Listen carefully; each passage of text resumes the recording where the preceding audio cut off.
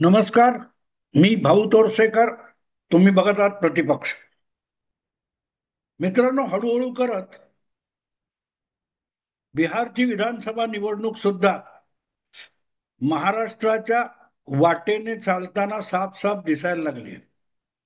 आणि जेव्हा मी महाराष्ट्राच्या दिशेने म्हणतोय, याचा अर्थ वर्षभरापूर्वी जेव्हा महाराष्ट्रात विधानसभेच्या निवडणुका चालू होत्या, तेव्हा हरियाणाची निवडणूक होऊन गेलेली होती. त्याचे निकाल समोर आलेले होते. आणि त्यामध्ये ज्या प्रकारे भाजप विरोधकांना हरियाणामध्ये दणका बसला होता, त्यातून शिकण्यासारखं खूप काही होतं. हरियाणामध्ये लोकसभेला जे यश काँग्रेसला मिळालेलं होतं आणि भाजपचं नुकसान झालेलं होतं, त्यामुळे जवळजवळ सगळे राजकीय निरीक्षक, अभ्यासक, विश्लेषक ठामपणे सांगत होतं की 10 वर्षानंतर परत एकदा हरियाणामध्ये काँग्रेसचं सरकार येऊ घातलेलं आहे. म्हणजे निवडणुका सुरू असताना किंवा निवडणूक प्रक्रिया सुरू होण्याच्या आधीपासून काँग्रेस पक्ष हा जणू काय हरियाणामध्ये सत्तेवर आला, हे गृहीत धरून काँग्रेस पक्ष किंवा त्याचे हरियाणातले आणि दिल्लीतले नेते वागायला लागले होते. अर्थात काँग्रेस पक्षाचं तुम्हाला माहिती आहे की एकदा आपल्याकडचे आता दिवंगत नेते आहेत ते पतंगराव कदम यांनी एकदा काँग्रेस पक्षाचं वर्णन करताना आमच्याकडे म्हणाले होते की हायकमांड नावाचं एक लचांड आहे. म्हणजे ते काय आहे ते त्यांनाही माहिती नव्हतं दीर्घकाळ काँग्रेसमध्ये राहून. की हायकमांड ठरवेल ते होणार आणि हायकमांड काय ठरवणार हे कोणालाही पत्ता लागत नाही. असा महान लोकशाही पक्ष कुठचा असेल आपल्या देशातला, तर तो काँग्रेस पक्ष आहे. आणि त्यामुळेच हरियाणामध्ये लोकसभेला जे यश मिळालं होतं, त्यानंतर काँग्रेसमधले हरियाणाचे 3 गट एकमेकाच्या उरावर बसायला लागले होते की मुख्यमंत्री कोण होणार. 10 वर्ष मुख्यमंत्रीपदी राहिलेले भूपिंदर सिंग हुड्डा आणि त्यांचा मुलगा हे तर आपल्याकडे मुख्यमंत्रीपद आलंच पाहिजे हा हट्ट धरून बसले होते. आणि उरलेले सुरजेवाला आणि शैलजा हे काँग्रेसमधले 2 गट हे भूपिंदर हुड्डा किंवा त्यांच्या कुटुंबाला सत्ता मिळता कामा नये यासाठी कंबर कसून कामाला लागलेले होते.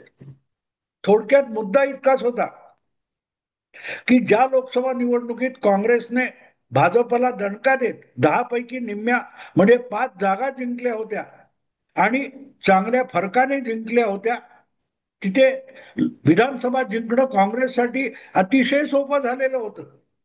पण जिंकायचा याचा अर्थच आपला प्रतिस्पर्धी 10 वर्ष सत्तेत बसलेला भारतीय जनता पक्ष यांना हरवणं, यासाठी काँग्रेसने कामाला लागलं पाहिजे होतं. पण काँग्रेस म्हणजे एक व्यक्ती नाहीये.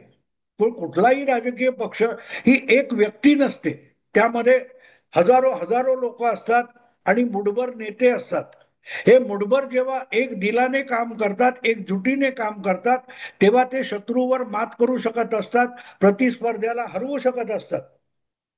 पण ते करताना एकमेकांशी समन्वयाने काम करायचं आणि जिथे आपला सहकारी लंगडा पडत असेल, कमी पडत असेल, तिथे त्याच्या मदतीला धावून जाणं हे एका संघटनेतल्या सगळ्या सहकाऱ्यांचं काम असतं. पण हरियाणामधले काँग्रेसचे नेते हे एकमेकांना पाडण्यासाठी कंबर कसून कामाला लागले होते. त्यांना फिकीर नव्हती की भाजप जिंकेल का. आपल्या असल्या लाथाळ्या आणि मारामाऱ्या बघून मतदार काँग्रेसपासून दुरावेल का, याची कुठलीही फिकीर हरियाणाच्या काँग्रेस नेत्यांना नव्हती. आणि त्यांना नव्हती तशीच दिल्लीत बसलेले जे काँग्रेसचा हायकमांड म्हणून काही नेते आहेत किंवा प्रामुख्याने राहुल गांधी, प्रियंका वाड्रा, सोनिया गांधी यांना पण हरियाणामध्ये मतदार काय करील, मतदारासमोर चुकीचा संदेश जातोय, ज्या काय लाथाळ्या चालू आहेत, त्यामुळे हे लोक पुढे सरकार चांगलं चालवणार नाहीत, एकमेकांची सरकार आणि सत्ता पाडत राहतील, ही भीती मतदाराच्या मनात निर्माण होते. याची अजिबात पर्वा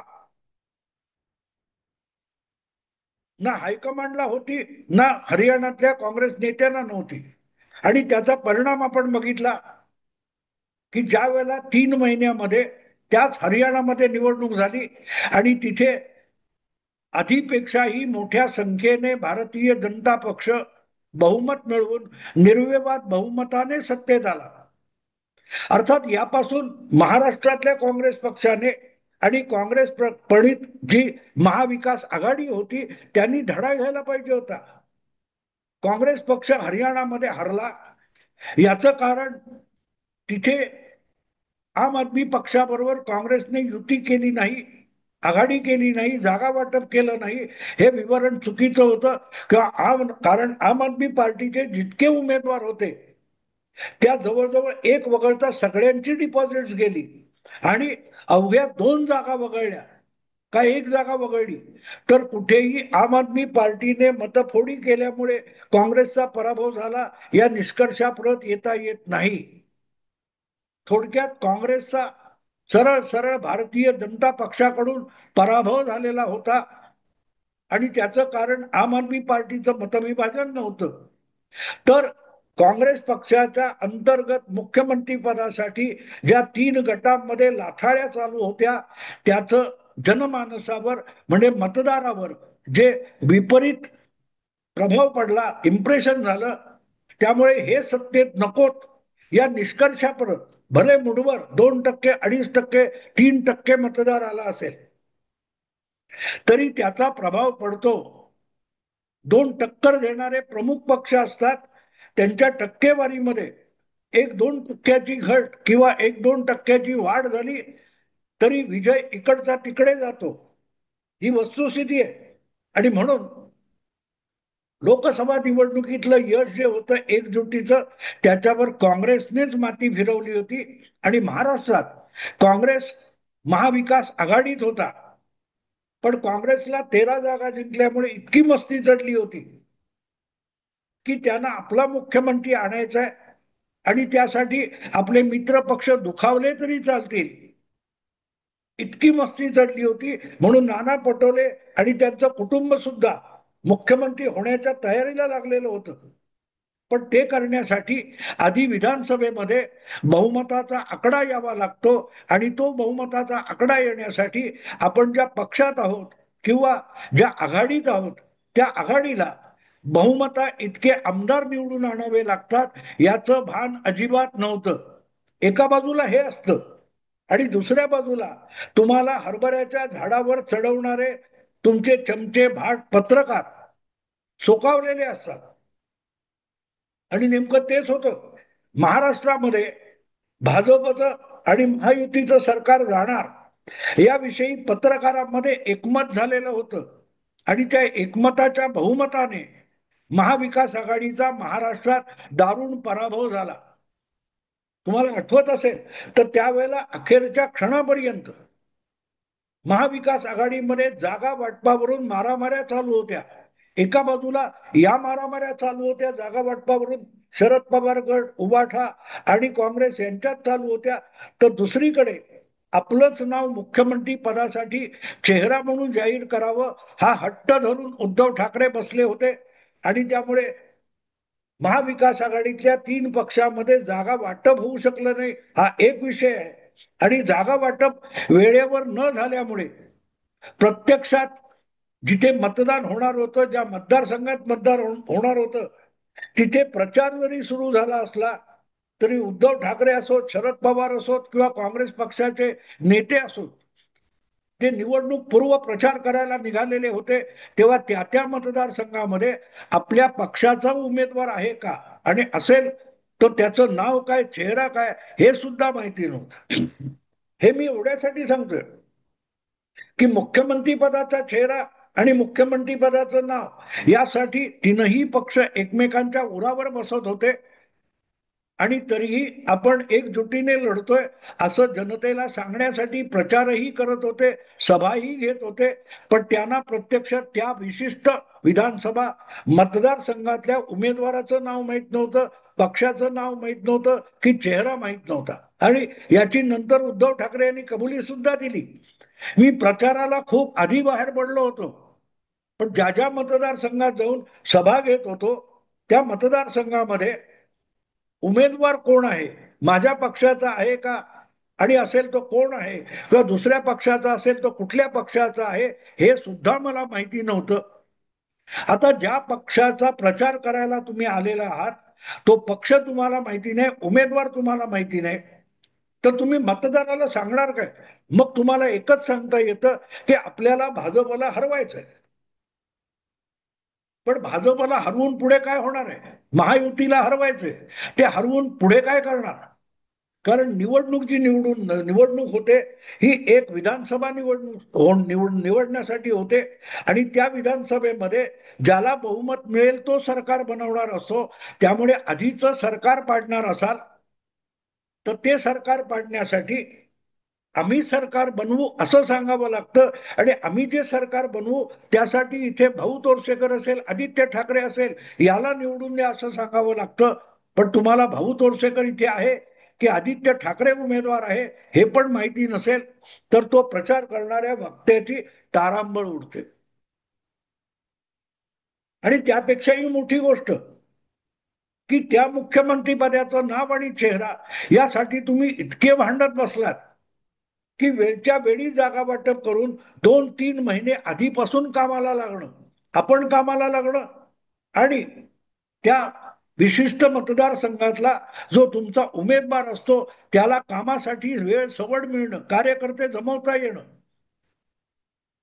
त्याच्या बाजूचे किंवा तुमच्या बाजूचे जे मतदार भाजपला महायुतीला पाडायला इच्छुक आहेत त्यांना विश्वासात घेणं, त्यांना जवळ घेणं, त्यांना एकत्र करणं, यासाठी 2-3 महिन्याचा काळ लागत असतो. त्यांच्याशी थेट संपर्क, वेगवेगळ्या मार्गाने संपर्क, मीडियामध्ये तुमची भाषणं दाखवली गेली म्हणून लोकांनी ऐकली असं नसतं. या देशामध्ये जेवढे लोक टीव्ही बघतात त्यापैकी 2.25% लोक, सर्व भाषेतले मिळून 2.25% लोक वृत्तवाहिन्या बघतात. आणि त्यामुळे बातम्यांमध्ये, चॅनेलवर, वृत्तवाहिनीमध्ये किंवा वर्तमानपत्रात जे जे काही तुम्ही आपली टिमकी वाजून आलेली म्हणून खुश होता ते फक्त 5% लोकांपर्यंत जातं. 95% लोकांना तुम्ही कोण आहात, काय करताय, उमेदवार कोण, पक्ष काय, निवडणूक कसली, याची गंधवार्ता नसते. त्यामुळे मीडियावर विसंबून निवडणूक लढवणं यासारखा दुसरा आत्मघातकी मार्ग नसतो. आणि म्हणूनच ज्या वेळेला प्रत्यक्ष निवडणुका रंगात आलेल्या होत्या त्यासाठी महायुतीचे 3 पक्ष आपसात वादावादी न करता, बाहेर वाच्यता होऊ न देता भांडले तरी लवकरात लवकर जागा वाटप करून, मतदारसंघ ठरवून, आपापल्या पक्षाचे उमेदवार ठरवून जवळपास मोकळे झालेले होते. त्यामुळे निवडणुकीचं वेळापत्रक जाहीर करण्यापूर्वी महायुती 3 पक्ष यांचे जवळजवळ 200-250 उमेदवार ठरून गेले होते, जेवढे निवडून पण आले. प्रत्यक्ष निकाल लागले तेव्हाच कळलं की 232 का आले. तर ते 2 महिने, 2.5 महिने, 3 महिने आधी त्या पक्षाला आणि त्या उमेदवाराला महायुतीच्या माहिती होतं की हा मतदारसंघ आपल्याला जिंकायचा आहे, आणि त्यामुळे त्यांना मत देऊ शकतील असा मतदार, त्यांचा हितचिंतक मतदार, त्यांच्या बाजूला झुकलेला मतदार याच्याशी अधिकाधिक संपर्क साधून ही निवडणूक का जिंकायची आहे, बटेंगे तो कटेंगे म्हणजे काय, हे समजवण्यासाठी पुरेसा वेळ महायुतीच्या पक्षांना आणि उमेदवारांना मिळाला, ज्यापासून महाविकास आघाडीचे पक्ष, नेते आणि उमेदवार स्वतःच्या कर्मदरिद्रीपणामुळे वंचित राहिले. हे सगळं महाराष्ट्रात 1 वर्षापूर्वी अनुभवलेलं आहे. पण त्यातून महाविकास आघाडी, महागठबंधन, इंडी गठबंधन किंवा काँग्रेसचे मित्र पक्ष काहीतरी शिकलेत का? तर बिलकुल शिकलेले नाही.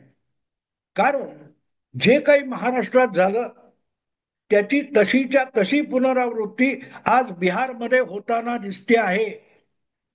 गेले जवळजवळ 3-3.5 महिने, 4 महिने राहुल गांधी यांनी मरगळलेल्या किंवा मरणासन्न झालेल्या काँग्रेसला बिहारमध्ये पुन्हा एकदा संजीवनी देण्याचा उद्योग सुरू केला. तो तेव्हा पडला ठीक होता. पण जसजशी निवडणूक जवळ येते तसतशी ती निवडणूक ही एकेका मतदारसंघापुरती महत्वाची होत जाते. 4 महिने, 6 महिने, वर्षभर आधी कुठलीही निवडणूक ही त्या शहरापुरती असेल, महापालिका असेल तर, विधानसभा असेल तर त्या राज्यापुरती ती निवडणूक पहिले वर्षभर 6 महिने महत्वाची असते. पण जसजसा मतदानाचा दिवस जवळ येत जातो, जसजसा उमेदवारी अर्ज भरण्याचा दिवस जवळ येत जातो, तसतशी ती निवडणूक ही स्थानिक पातळीवर जात असते, विधानसभा मतदारसंघापुरती होत असते. हा मतदारसंघ हा त्या त्या पक्षाच्या पाठीराख्यांसाठी, कार्यकर्त्यांसाठी आणि उमेदवारासाठी अटीतटीची लढाई होऊन जाते. आणि त्यासाठी जी तयारी करायची ती कमीत कमी महिना दीड महिना आधी करावी लागते, आधीपासून करावी लागते. ती संधी तेवढी सवड ना महाराष्ट्रात ना हरियाणात मिळाली नाही. आणि काँग्रेस प्रणित आघाडी, काँग्रेस पक्ष किंवा महाविकास आघाडी यांचा महाराष्ट्र आणि हरियाणामध्ये लज्जास्पद दारुण पराभव झाला होता. त्याचीच पुनरावृत्ती परत दिल्लीत झाली होती. आणि हे माझ्या व्हिडिओ तुम्ही वेळोवेळी सांगितलेलं आहे. मी भाजपचा समर्थक आहे, पण विरोधी पक्ष कुठे हरणार हे जेव्हा मी सांगतो, तिथे विरोधी पक्षांना, महाविकास आघाडीला आपल्या चुका सुधारण्याची संधी आणि सवड मिळत असते. आता सुद्धा बिहारच्या बाबतीत मी सातत्याने सांगत आलोय की महाराष्ट्राची पुनरावृत्ती करताय तुम्ही, एकमेकात भांडत बसलेले आहात. इथे उद्धव ठाकरेंना आपलं नाव मुख्यमंत्री म्हणून जाहीर करून हवं होतं, तिकडे तेजस्वी यादवला बिहारमध्ये आपण मुख्यमंत्री पदाचा चेहरा काँग्रेसने जाहीर करावं ही इच्छा होती. ते सांगेपर्यंत निवडणुकीचे अर्ज भरण्याची मुदत संपून गेली होती. आणि जो वेळेचा अपव्यय महाराष्ट्रात झाला, हरियाणात झाला, दिल्लीत झाला, त्याची जशीच्या तशी पुनरावृत्ती काँग्रेसने आणि महागठबंधनाच्या सगळ्या पक्षांनी हरियाणामध्ये केली. आणि या सगळ्या कालखंडामध्ये भाजप आणि त्यांचे मित्र पक्ष किंवा एनडीए यांनी शहाणपणाने, शांतपणे आपसातले वाद बाहेर जाणार नाहीत याची काळजी घेत जागा वाटप केलं. एक चिराग पासवानच्या गडबडी ऐकू येत होत्या, पण बाकी काही नव्हतं. पण अखेरीस चिराग पासवान सुद्धा ऍडजस्ट झाला आणि जितक्या जागा ठरल्या तितक्या जागी प्रत्येकाने उमेदवार भरले, शोधले, उभे केले आणि प्रचार सुद्धा सुरू झाला. राहुल गांधी जोपर्यंत बिहारमध्ये फिरकले नव्हते त्याच्या आधीपासून उत्तर प्रदेशचे मुख्यमंत्री योगी आदित्यनाथ, महाराष्ट्राचे मुख्यमंत्री देवेंद्र फडणवीस हे बिहारमध्ये जाऊन धडकलेले होते. वेगवेगळ्या राज्यातले भाजपचे नेते बिहारमध्ये आपला पक्ष आणि एनडीएचे मित्र पक्ष यांच्या विजयासाठी जाऊन पोहोचले, तरी काँग्रेसचे राहुल गांधी, ज्यांना स्टार प्रचारक मानलं जातं, ते बिहारकडे पाठ वळवून बसलेले होते.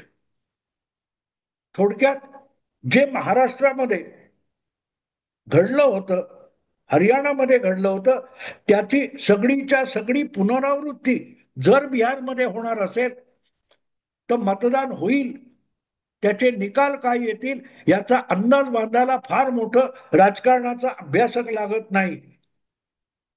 जी पोरं वर्षभर अभ्यास करत नाही आणि परीक्षेचा शेवटचा महिना आला की रात्र रात्र जागून अभ्यास करतात, त्यांचा रिझल्ट बोर्डाच्या परीक्षेमध्ये काय लागतो हे मी सांगण्याची गरज आहे असं नाही. काँग्रेस आघाडी, काँग्रेस पक्ष, महाविकास आघाडी, गठबंधन या सगळ्यांचं वर्णन करायचं असेल तर परीक्षा आली की रात्र रात्र जागणाऱ्या आळशी एखाद्या निकम्या विद्यार्थ्याशीच त्याची तुलना करता येते, त्या पद्धतीचं वर्णन करता येतं. आणि म्हणूनच परत परत नापास व्हायचं आणि परत पुढच्या परीक्षेची तयारी करतो म्हणायला लागायचं. तसं आता चर्चा चालू आहे की राहुल गांधींना बिहारच्या निकालांची पर्वा नाहीये.